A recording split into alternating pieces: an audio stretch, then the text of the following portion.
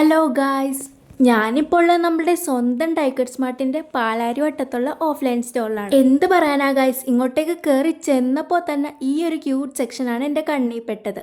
അപ്പോൾ പിന്നെ പറയേണ്ട ആവശ്യമില്ലല്ലോ, അതിൽ തന്നെ കുറേ നേരം ഇങ്ങനെ നോക്കിക്കൊണ്ടിരുന്നു. നമ്മളുടെ ബുക്കൊക്കെ പൂജിച്ചിട്ട് പിറ്റേ ദിവസം ഒരു 11 മണിയായപ്പോഴേക്ക് ഇങ്ങോട്ടേക്ക് ചാടി പുറപ്പെട്ടു. ഷോപ്പിൻ്റെ കറക്റ്റ് ലൊക്കേഷനൊക്കെ ചോദിച്ചു കഴിഞ്ഞാൽ നമ്മളുടെ പാലാരിവട്ടം പോലീസ് സ്റ്റേഷൻ്റെ തൊട്ടടുത്തായിട്ടാണ് ഇത് ലൊക്കേറ്റ് ചെയ്തേക്കുന്നത്. അപ്പോൾ ലൊക്കേഷനൊക്കെ ഇട്ട് തന്നെ ഒരു പാലാരിവട്ടം പോലീസ് സ്റ്റേഷൻ ഇട്ടാൽ മതി. അവിടെ എത്തുമ്പോൾ തന്നെ നമുക്ക് ഷോപ്പ് വിസിബിൾ ആണ്.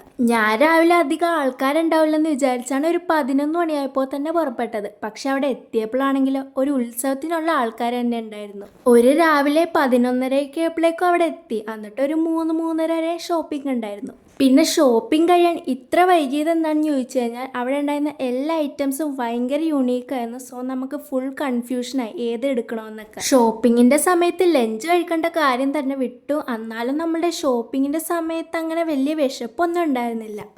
പിന്നെ ഷോപ്പ് അഫോർഡബിൾ ആണോ എന്ന് ചോദിച്ചു കഴിഞ്ഞാൽ അഫോർഡബിളൊക്കെ തന്നെയാണ്. ചില ഐറ്റംസിനൊക്കെ ഭയങ്കര പ്രൈസ് കുറവായിരിക്കും, എന്നാൽ ചിലതിനൊക്കെ കുറച്ച് പ്രൈസ് ഉണ്ടാവും. എന്തായാലും നമ്മളുടെ ഐറ്റംസിൻ്റെയൊക്കെ ക്വാളിറ്റിയിലൊന്നും ഒരു കോംപ്രമൈസും ഇല്ല. എല്ലാവരും നല്ല ക്വാളിറ്റി ഉള്ള ഐറ്റംസാണ്.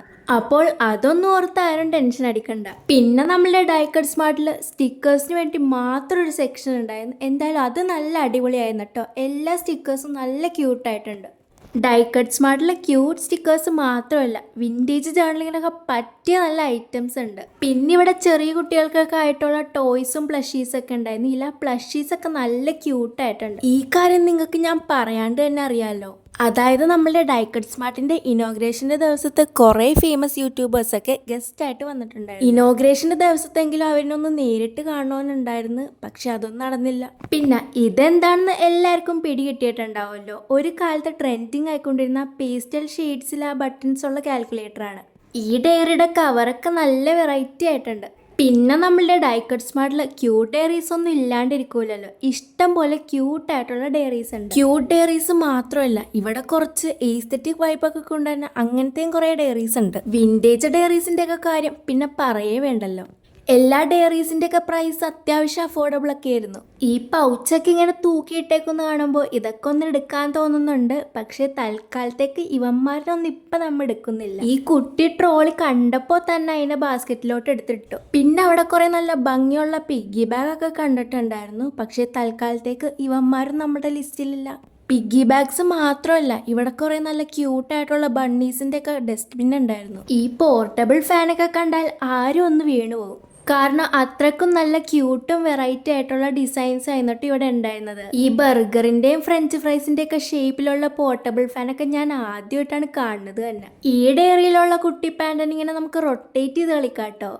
പൗച്ചിൻ്റെ ഒക്കെ കളക്ഷനെ പറ്റി ഒന്നും പറയാനില്ല മക്കളെ, എല്ലാം നല്ല കിടിലനായിട്ടുണ്ട്. പൗച്ച് സെക്ഷനിൽ കൂടുതലായിട്ടുണ്ടായിരുന്ന നമ്മുടെ പാൻറ്റയുടെയും ക്യാപ്പിബറാസിൻ്റെ ഒക്കെ പൗച്ചായിരുന്നു. ഈ തൂക്കിയിട്ടേക്കുന്ന പൗച്ചൊക്കെ കുറച്ചും കൂടി ഒരു ഈസ്തെറ്റിക് വൈബാണ് പിടിച്ചേക്കുന്നത്. പിന്നെ ക്ലോ ക്ലിപ്സിൻ്റെ ഒക്കെ ക്രേസ് ഉള്ളവർക്ക് അതും ഇവിടെ അവൈലബിൾ ആണ്. സ്കൂളൊക്കെ തുടങ്ങിക്കഴിഞ്ഞാൽ നമ്മൾ ഫസ്റ്റ് എക്സ്പെക്ട് ചെയ്യണം എന്താണെന്ന് വെച്ചാൽ ഓണം വെക്കേഷനൊക്കെ ഒന്ന് പെട്ടെന്ന് എത്തിയാൽ മതി. 10 ദിവസം വീട്ടിലിരുന്നൊക്കെ അടിച്ചു പൊളിക്കാമല്ലോ. ഓണം വെക്കേഷൻ കഴിഞ്ഞാൽ പിന്നെ വന്നത് പൂജ ഹോളിഡേയ്സ്. അന്നാണെങ്കിൽ ബുക്ക് തുറക്കേണ്ട ആവശ്യമില്ല. അപ്പോൾ അതിനെങ്കിലും ഒന്ന് അടിച്ചു പൊളിക്കണമെന്നായിരിക്കും എല്ലാവരുടെയും ആഗ്രഹം.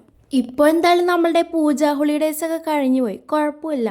ഇനി നമുക്ക് അടുത്ത ക്രിസ്മസ് തന്നെ ഉണ്ടല്ലോ. അപ്പോൾ അന്നെങ്കിലും നിങ്ങൾ ഇങ്ങോട്ടൊക്കെ ഒന്ന് വന്ന് നോക്ക്. എന്തായാലും നിങ്ങൾക്ക് എല്ലാവർക്കും ഇഷ്ടപ്പെടും. ഞാൻ ഈ കൂട്ടത്തിൽ നിന്ന് ഒരു 3-4 ക്ലോ ക്ലിപ്സ് ഒക്കെ എടുത്തിട്ടുണ്ടായിരുന്നു. പക്ഷേ സത്യാവസ്ഥ എന്താണെന്ന് വെച്ചാൽ വീട്ടിൽ കൊണ്ടെന്ന് വെച്ചിട്ട് ഒരു 2-3 ദിവസം കഴിയുമ്പോഴേക്കും ഇതൊക്കെ അങ്ങോട്ട് തന്നെ കാണാണ്ടാവും. എടുത്താൽ എടുത്ത സ്ഥലത്ത് വെക്കണ ശീലമൊന്നും നമ്മൾക്കാർക്കും ഇല്ലല്ലോ. അതും കൊണ്ടും പറഞ്ഞിട്ടും കാര്യമില്ല. ജെൽ പെൻസിൻ്റെ ഒക്കെ സെറ്റ് ഇവിടെ ഇല്ലാണ്ടിരിക്കോ. പിന്നെ നമുക്കിങ്ങനെ കണ്ടാൽ കടിച്ചു തിന്നാൻ തോന്നുന്ന ടൈപ്പ് റബ്ബറൊക്കെ ഇവിടെ ഉണ്ടായിരുന്നു. ക്രിസ്മസ് വെക്കേഷൻ്റെ ഒക്കെ ഒരു ദിവസം ഒന്ന് മാറ്റി വെച്ചിട്ട് ഇങ്ങോട്ടേക്കൊക്കെ ഒന്ന് വന്ന് എക്സ്പ്ലോർ ചെയ്യാനായിട്ട് മറക്കണ്ട. ഓണം വെക്കേഷൻ്റെ സമയത്ത് അങ്ങനെ റെഗുലറായിട്ടൊന്നും വീഡിയോസ് ഇടാൻ പറ്റിയില്ല, സെലിബ്രേഷൻ്റെ ഒക്കെ തിരക്കിലായിട്ട്. എന്തായാലും കുഴപ്പമില്ല, ഇപ്പോഴെങ്കിലും ഞാൻ മാക്സിമം വീഡിയോസൊക്കെ ഇടാനായിട്ടൊന്ന് ശ്രമിക്കാം. ഞങ്ങളുടെ സ്കൂളിൽ പൂജ ഹോളിഡേയ്സിൽ 10 ദിവസം അവധിയുണ്ട്. പക്ഷെ അത് കഴിഞ്ഞ് ഉടനെ തന്നെ എക്സാമാണ്. പക്ഷേ എന്തൊക്കെ പറഞ്ഞാലും എക്സാമിൻ്റെ സമയത്ത് വീഡിയോസ് ഉണ്ട്. അപ്പോൾ അതിനുള്ള വീഡിയോസൊക്കെ ഞാൻ ഇപ്പോഴേ എടുക്കണുണ്ട്. സോ എല്ലാവരും പണ്ടത്തെയൊക്കെ പോലെ വീഡിയോസൊക്കെ കണ്ട് സപ്പോർട്ട് ചെയ്യാനായിട്ട് മറക്കണ്ട കേട്ടോ. പിന്നെ ഓണം വെക്കേഷൻ്റെ ഒക്കെ സമയത്ത് എന്താണ് അധികം വീഡിയോസൊക്കെ ഇടാൻ പറ്റാത്തതെന്ന് വെച്ചാൽ ഞാൻ ആ സമയത്ത് എൻ്റെ വീട്ടിലായിരുന്നില്ല, ഗ്രാൻഡ് പാരൻസിൻ്റെ വീട്ടിലൊക്കെ ആയിരുന്നു. അപ്പം അങ്ങനത്തെ കുറച്ച് കാര്യങ്ങൾ കാരണമാണ് നമുക്ക് ആ സമയത്തൊന്നും വീഡിയോസ് ഇടാൻ പറ്റാഞ്ഞത്. അതൊക്കെ എന്തായാലും ഇനി കഴിഞ്ഞു പോയ കാര്യങ്ങളാണ്. ഇനി അതോർത്താരും വിഷമിക്കണ്ട. ഇനി തൊട്ട് റെഗുലറായിട്ട് വീഡിയോസ് ഉണ്ടാവും. റെഗുലറായിട്ട് വീഡിയോസ് ഉണ്ടായെന്ന് ഞാൻ ഉദ്ദേശിച്ചത് എന്താണെന്ന് വെച്ചാൽ വീക്കിലി ഒരു 2 വീഡിയോസ്. ഒരു വീഡിയോ വെനസ്ഡേ ഇടും, പിന്നെ അടുത്ത് ഫ്രൈഡേ. അപ്പോൾ ആ ഒരു രീതിയിലൊക്കെ വീഡിയോസ് ഇടാനാണ് ഞാൻ ഉദ്ദേശിക്കുന്നത്. നമ്മുടെ വീഡിയോസൊക്കെ റെഗുലറായിട്ട് കാണുന്ന ഫ്രണ്ട്സിനൊക്കെ അറിയായിരിക്കും. അതായത് ഞാൻ കൂടുതലും വൈകുന്നേരം ഒരു 6:29 ആകുമ്പോഴാണ് വീഡിയോസൊക്കെ പോസ്റ്റ് ചെയ്യാറ്. എപ്പോഴും സെയിം ടൈമിംഗ് അല്ല, ചില ദിവസമൊക്കെ അങ്ങോട്ടും ഇങ്ങോട്ടും ചില ഡിഫറൻസ് ഒക്കെ ഉണ്ടാവും. കാരണം ചിലപ്പോൾ വൈകാറൊക്കെ ഉണ്ട്. വീഡിയോസൊക്കെ ഇടാൻ വൈകാനായിട്ടുള്ള മെയിൻ കാരണം എന്താണെന്ന് വെച്ചാൽ ചില വീഡിയോസൊക്കെ എഡിറ്റ് ചെയ്യാനായിട്ട് കുറച്ച് ബുദ്ധിമുട്ടാണ്. അപ്പോൾ ആ സമയത്തൊക്കെ അമ്മയാണ് കൂടുതലായിട്ട് വീഡിയോസൊക്കെ എഡിറ്റ് ചെയ്യാറ്. സ്കൂള്, ട്യൂഷന്, വീഡിയോ ഷൂട്ടിങ് ഇതൊക്കെ നമുക്ക് ചിലപ്പോൾ മാനേജ് ചെയ്യാൻ പറ്റൂല. കാരണം ആഴ്ചയിൽ 2 വീഡിയോസ് ഇടണമല്ലോ. സ്കൂള് 2:40 വിടുമെങ്കിലും വീട്ടിലൊക്കെ എത്തുമ്പോൾ ഒരു 3:30 ആവാറുണ്ട്. വീടും സ്കൂളും തമ്മിൽ അങ്ങനെ വലിയ ഡിസ്റ്റൻസ് ഒന്നുമില്ല. പക്ഷേ വണ്ടിയിൽ കുറച്ച് കൂടുതൽ കുട്ടികളുള്ളതുകൊണ്ട് അവരിനൊക്കെ ഇറക്കി വരുമ്പോഴേക്കും ഒരു സമയമാവും. വീട്ടിലൊക്കെ എത്തിക്കഴിഞ്ഞിട്ട് പതിക്കെ ഒരു 6 മണിയായിട്ട് ട്യൂഷന് പോയാൽ മതി. വീട്ടിലെത്തിക്കഴിഞ്ഞാൽ ഞാൻ ആദ്യം എന്തെങ്കിലുമൊക്കെ ഒന്ന് കഴിക്കും. എന്നിട്ട് 1 മണിക്കൂർ വീഡിയോ ഷൂട്ടിംഗ് ഉണ്ടാവും. ഷൂട്ടിംഗ് ഒക്കെ കഴിഞ്ഞാൽ പിന്നെ കുളിച്ച് റെഡിയായിട്ട് ട്യൂഷനൊക്കെ പോകും. ട്യൂഷനൊക്കെ പോയിട്ട് വന്നു കഴിഞ്ഞിട്ട് പിന്നെ വീഡിയോ എടുക്കണ പരിപാടി നടക്കില്ല. കാരണം അപ്പം ലൈറ്റിംഗ് ഒന്നും ഉണ്ടാവില്ലല്ലോ. ഞാൻ നമ്മളുടെ നാച്ചുറൽ സൺലൈറ്റിലാണ് സാധാരണ വീഡിയോസൊക്കെ എടുക്കാറ്. അതുകൊണ്ട് നമുക്ക് നൈറ്റിൽ വീഡിയോ ഷൂട്ടിംഗ് ഒന്നും പറ്റൂല.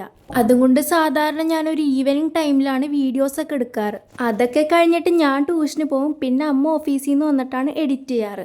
തന്നെ ഇരുന്ന് എഡിറ്റ് ചെയ്യണമെങ്കിൽ എനിക്കിതെല്ലാവരും കൂടി മാനേജ് ചെയ്യാൻ പോലും പറ്റൂലായിരുന്നു. വലിയ യൂട്യൂബേഴ്സൊക്കെ എല്ലാം തനിച്ച് ചെയ്യണമല്ലേ, അങ്ങനെ എല്ലാം തനിച്ച് ചെയ്യാൻ പറ്റണില്ലെങ്കിലും ഞാൻ മാക്സിമം ട്രൈ ചെയ്യാറുണ്ട്. പിന്നെ പഠിത്തത്തിൻ്റെ കാര്യം പറയുകയാണെങ്കിൽ ഞാൻ അത്യാവശ്യം അപ്ഡേറ്റ് ആയിട്ട് പഠിക്കണതുകൊണ്ട് അതിൽ വലിയ കുഴപ്പമൊന്നുമില്ല. പിന്നെ ഇടയ്ക്ക് ചില ഇറഗുലാരിറ്റീസ് ഒക്കെ ഉണ്ടാവാറുണ്ട്. ഞാൻ അധികം ഐറ്റംസ് ഒന്നും മേടിച്ചിട്ടില്ല, കുറച്ച് ഐറ്റംസേ ആകെ മേടിച്ചിട്ടുള്ളൂ. അതൊക്കെ എന്തൊക്കെയാണെന്നുള്ള വീഡിയോ ഞാൻ ഷൂട്ടൊക്കെ ചെയ്ത് വെച്ചിട്ടുണ്ട്. എന്തായാലും അടുത്ത ദിവസം അപ്ലോഡ് ചെയ്യാം. ഈ സെക്ഷൻ ആയിരുന്നു കേട്ടോ one of my favourite section. ഇവിടെ കുറേ നല്ല അടിപൊളി ജെൽ പെൻസ് ഉണ്ടായിരുന്നു. ആ സെക്ഷനിലുണ്ടായിരുന്ന ഓൾമോസ്റ്റ് എല്ലാ ജെൽ പെൻസും എനിക്ക് ഭയങ്കര ഇഷ്ടമായി.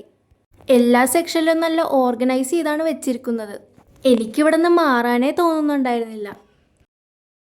ഈ കീ ചെയിൻസ് ഒക്കെ കാണാൻ നല്ല കളർഫുള്ളായിട്ടുണ്ട്.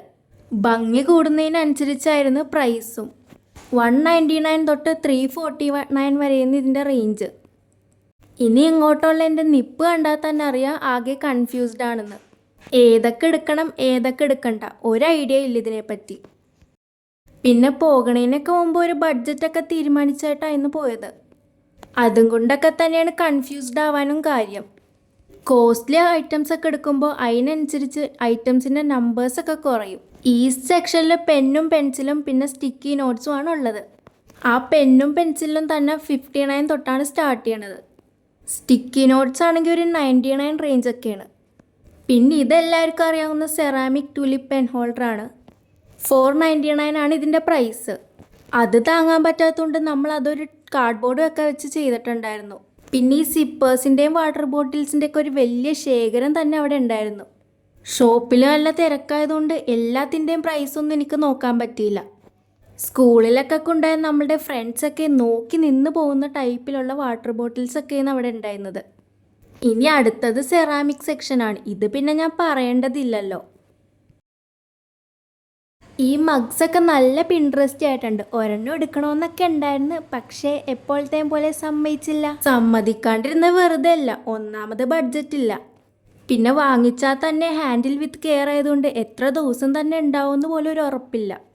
പിന്നെ ഗീവ് അവേക്ക് ഇതേപോലത്തെ ഒരെണ്ണം വാങ്ങിച്ചു വെച്ചിട്ടുണ്ടല്ലോ, അത് ഞാൻ നിങ്ങൾക്ക് വേണ്ടി ഇപ്പോഴും ആ ബോക്സിൽ തന്നെ സൂക്ഷിച്ച് വെച്ചേക്കുന്നതാണ്. മോണിറ്റൈസായ ഉടനെ തന്നെ നമ്മൾ ഗീവ് അവേ ചെയ്യും.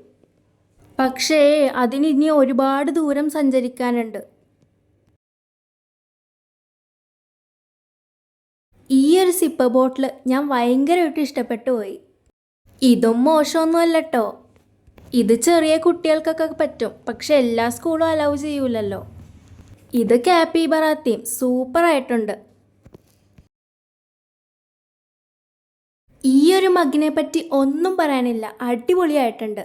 ഇനി പാൻഡയാണ് താരം. പാൻഡയുടെ സ്റ്റിക്കി നോട്ട് ഉണ്ടായിരുന്നു, ഫയൽ ഉണ്ടായിരുന്നു, പെൻ ഉണ്ടായിരുന്നു, എല്ലാം ഉണ്ടായിരുന്നു. അപ്പോൾ ഇതേപോലത്തെ ഒരു മഗ്ഗൊക്കെ കിട്ടിയാൽ കോഫിയൊക്കെ കുടിക്കാൻ നല്ലതായിരിക്കും. ഈ ഒരു വെറൈറ്റി കലണ്ടറും ഉണ്ടായിരുന്നു.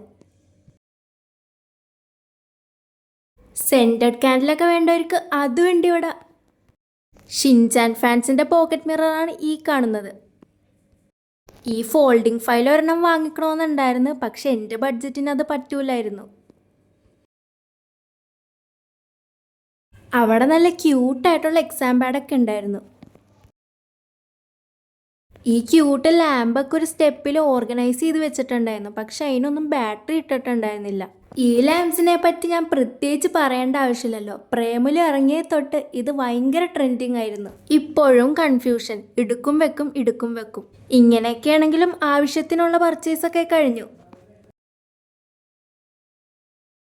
വീഡിയോ ഇഷ്ടപ്പെട്ട സ്ഥിതിക്ക് വൈ വെയിറ്റിംഗ്, ഒരു ലൈക്കും സബ്സ്ക്രൈബൊക്കെ തന്ന് സപ്പോർട്ട് ചെയ്യുന്നേ. അപ്പോൾ എല്ലാവർക്കും ബായ്.